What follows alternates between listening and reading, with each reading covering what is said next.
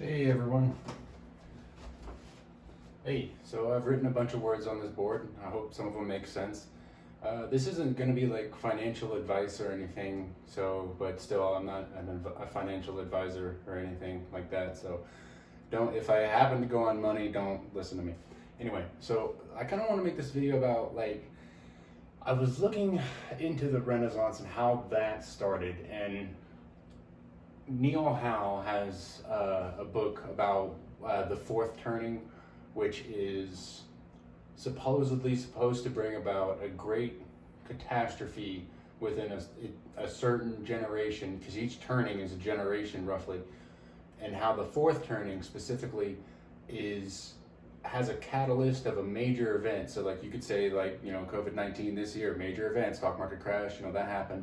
And I still think we could do a second dip in the stock market. I don't know if that's out of the question or not, but I'm maybe not, depending on what I'm about to tell you in here. But because of the financial system that we're in, the monetary system that we're in, the way that it operates right now, the catalyst of COVID-19 really disrupting everything, I think has put in check on the US monetary system.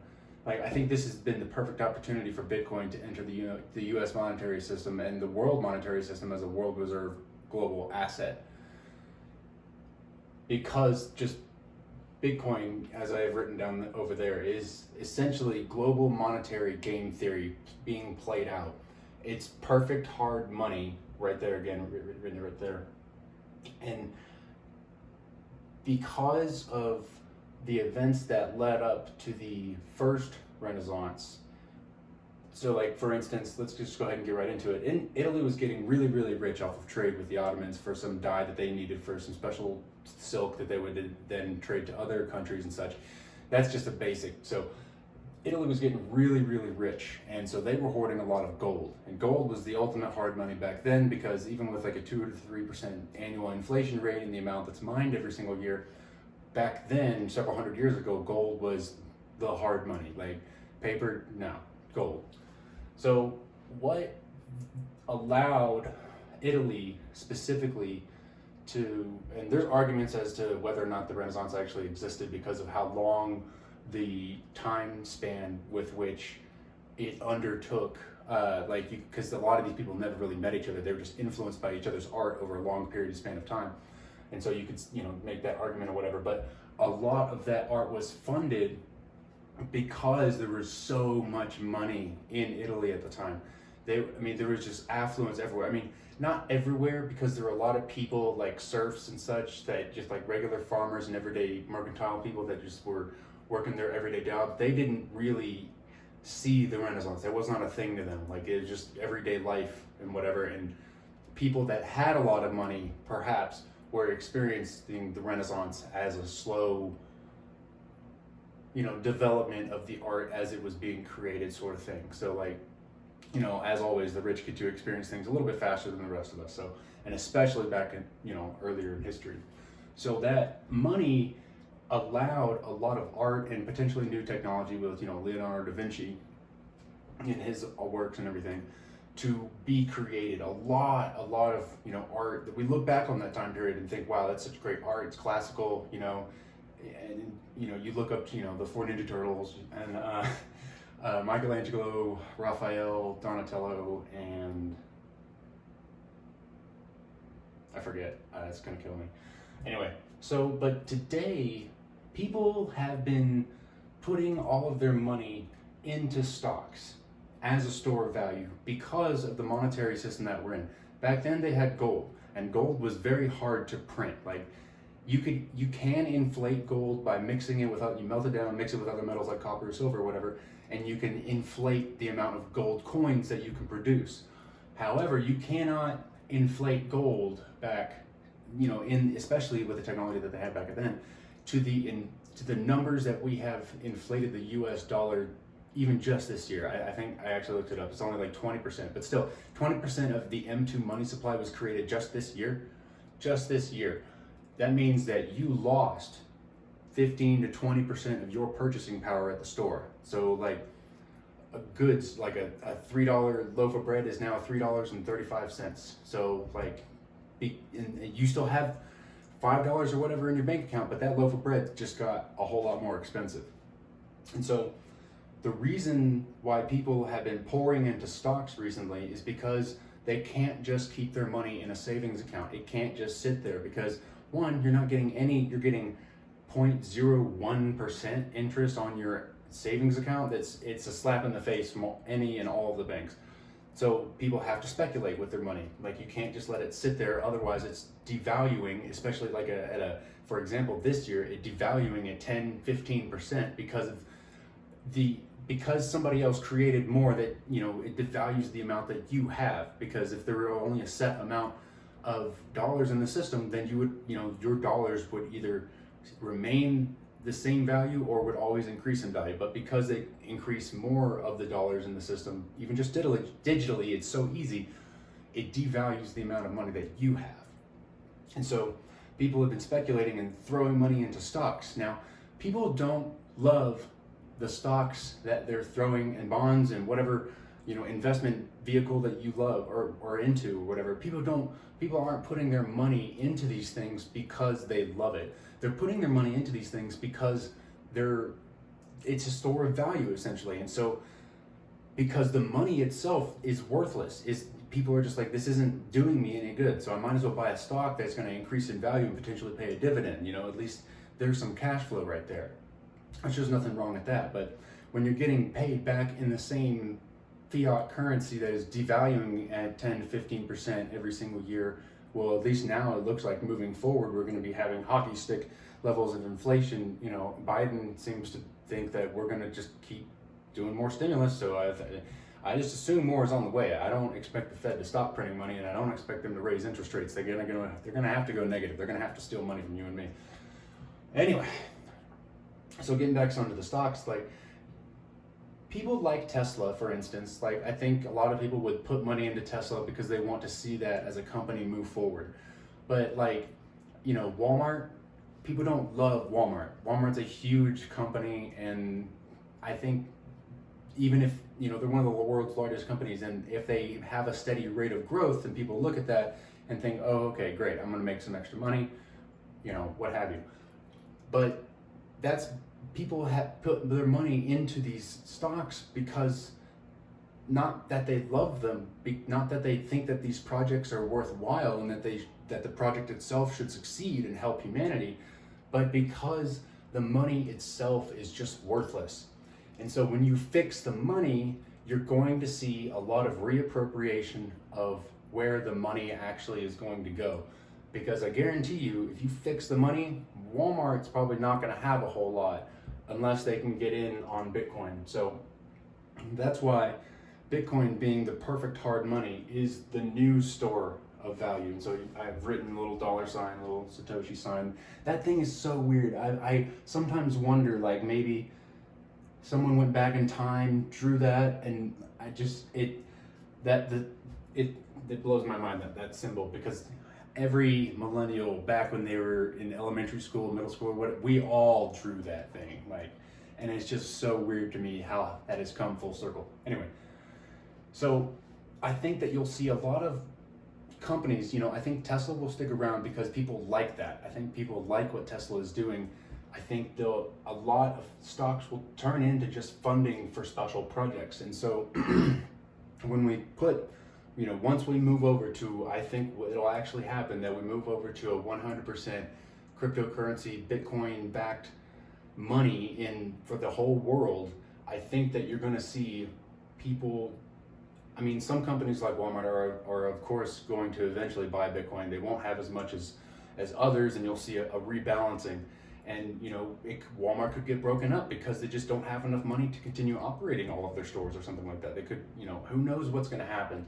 But I guarantee you that the companies and the people that buy Bitcoin now are going to be some of the richest companies and people on the planet, especially if you can hold it, and just once it becomes the money, then you can lend it out and, you know, create an income for yourself on, you know, having lent out to somebody a hard asset so that you could create interest. Anyway, so because I think you'll see a lot of reappropriation of what people put their money into. So you'll see, like, I don't think Walmart's going to really go anywhere. I just think that if they don't get with the times and if people don't want to put their money into that company, then you're going to see them start to fade. Whereas I think a lot of people really like Tesla because, one, right now it's a meme stock, and we're in the meme economy, and I think people are just going to keep pouring money into there because of Elon Musk and Tesla are essentially a meme, and they can't.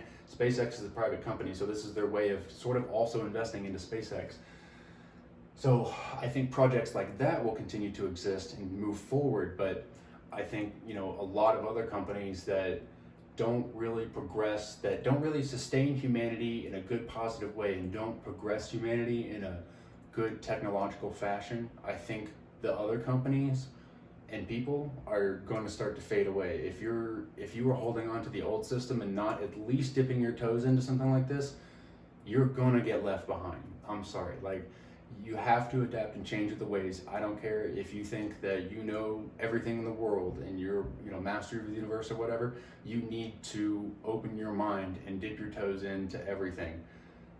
And with the amount of people that have gotten into this right now, I think it's definitely going to eventually become the world's reserve currency. So also, I think because of the protocol under which Bitcoin operates, US, not you, but governments in general will not be able to really, I don't see them being able to control individuals on an individual level, Like, I think we're going to see global sovereign citizens, especially for the early adopters, because you will have, if you have like 1, 2, 10, and there's people that have millions of Bitcoin. If you have a whole coin, I think that's going to be a status symbol, and there are over 40 million millionaires in the entire world. There's not enough Bitcoin for each of them to own an entire Bitcoin because there's only 21 million. So if you have a whole coin, I think that will eventually become a status symbol in the future. And I think that could be, not that having the whole coin will create you as a sovereign global citizen, but I think having Bitcoin creates global sovereign citizens, in that because your money is immutable, because it can be transferred anywhere to anyone at any time, and no government has any say, governments are going to be begging you to give them your Bitcoin. They are going to want you to move. So by a government trying to restrict that, the offers from other governments are going to be so good, it's just going to be a hands down, like, I have to leave. Like, I can't sit here and take a 20% tax every year when these people are going to give me, a 1-2% tax, And it's all going to, I think you'll see a lot of people move. I think that Bitcoin's really going to disrupt a lot of things. And so getting into the Renaissance part, because these global sovereign citizens will be unbound by having to create an income, with their jobs, this, I think, will ultimately circle back into these people who are going to be creating the new art and the new technology in the near future. There's a lot of new technology being created right now, especially by, you have the Winklevoss twins. They're multi-billionaires. They'll probably be one of the first trillionaires on the planet, along with, I'm going to butcher his name, Sanjay Gupta or something, some Indian billionaire. I mean, he said he has 1 million Bitcoin, and he recently said that he was going to turn the Hamptons into low-income housing, and I think that's a threat to people who own the Hamptons. That's a rich boy threat to other rich boys. Like, if you don't buy Bitcoin, if you don't get into this, then it's going to wreck you, and I'm going to take your home and turn it into the worst possible thing you can imagine. It's a play. It's such a play. Like, I don't know if he'd actually do that, but that would be so good. I mean, not that I hate the Hamptons. I've never been there. I don't know what it's like, but I think that because you'll have, many, many people that will be unbound by jobs because their money actually increases in value on a daily basis or on an annual basis, or, at least every 4 years with the Bitcoin cycle. It's so beautiful. You can see the code in the price. Like, and eventually we'll just transition from price in US dollars to just value of stuff that you can buy with so many Satoshis. It's beautiful, and I just think it's just gonna lead. Bitcoin, I think, already is leading into a neo-renaissance of technology and art like we will never see, like we have never seen before on the face of this planet. Like, I think that the internet revolutionized a lot of what we can do, but blockchain technology and the things that we can build on top of it, like Ethereum is a sort of a platform. I think we'll eventually start building on top of the Bitcoin protocol platform as well. And I think that it's so amazing just to think about the opportunities that Bitcoin could actually create, like, because people's money actually increases in value and that they can buy more stuff today than they did yesterday. I mean, it's going to free people all across the planet. 7.8 billion people still, roughly, have not gotten access to this. Like, there's such a huge market of people that are going to be you give somebody a phone and internet access, boom, they can get Bitcoin. They can start transacting with other people immediately. You don't need a government. All you need is a phone or some sort of, and you don't even need a phone. All you just a computer or a way to get to the internet or what have you. It's going to create so many new economies. It could create new countries. We could literally, I'm just going on a ramble here. This is going to be a long video, but Bitcoin, I think, could really create new borderless countries.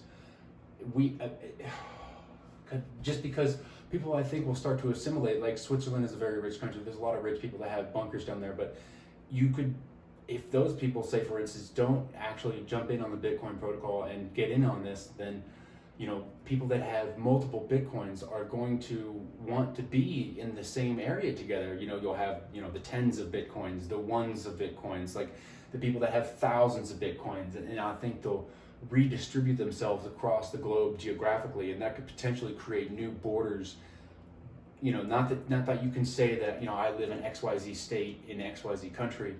I think that eventually Bitcoin could create new borders, especially with like where people are mining and the hash rate, and there's a lot of opportunity here. I'm just blabbering at this point, but I think that Bitcoin will create a neo-renaissance, and I think that if you don't own at least some Bitcoin by now, just to try it, dip your toes in or whatever, then you are missing out on probably one of the biggest technological advances that humankind has seen in the past 50, 70, 100 years.